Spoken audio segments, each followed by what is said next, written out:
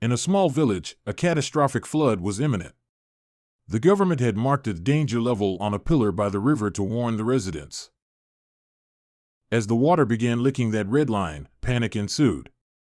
The big boss arrived, not with sandbags or engineers, but with a paintbrush. To pacify the angry crowd, he didn't build a dam or divert the water. Instead, he drew a new danger mark several feet higher than the original one. He told the villagers, "Look, the water is now far below the danger level. You are safe for now." The villagers, relieved by this visual trickery, went back to sleep. They mistook the alteration of the sign for the removal of the threat. But nature does not follow government notifications. That night, the relentless flood, ignoring the new mark, swept the entire village away while they were lost in a slumber of satisfaction. The modern parallel, Modi's data magic. You've linked this story to Prime Minister Modi's handling of global economic pressures. Critics and economists often argue that the current administration engages in statistical camouflage, changing the definitions of crisis rather than solving them. GDP recalculation. In 2015, the methodology for calculating GDP, the base year, was changed.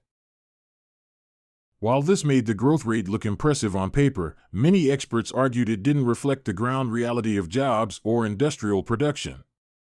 This was the metaphorical moving of the red line. Employment metrics. When unemployment hit a 45-year high, rather than addressing the lack of jobs, the government often questioned the validity of the data. Or shifted the focus to self-employment, like selling street food, as a valid metric for a thriving economy. Inflation and the common man. When global shifts cause local prices to skyrocket, the narrative often shifts from economic management to nationalism or future promises.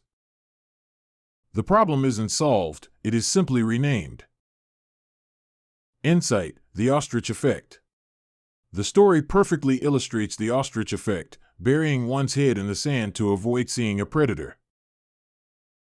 Perception management versus problem solving. Modern politics has shifted from solving problems to managing perceptions.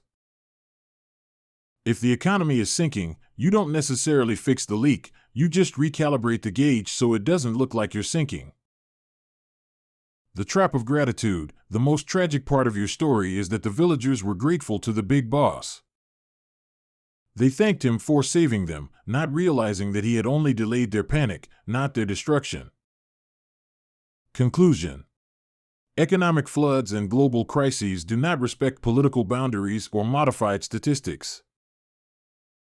If a nation ignores the old danger signs in favor of newly painted ones, it risks a rude awakening.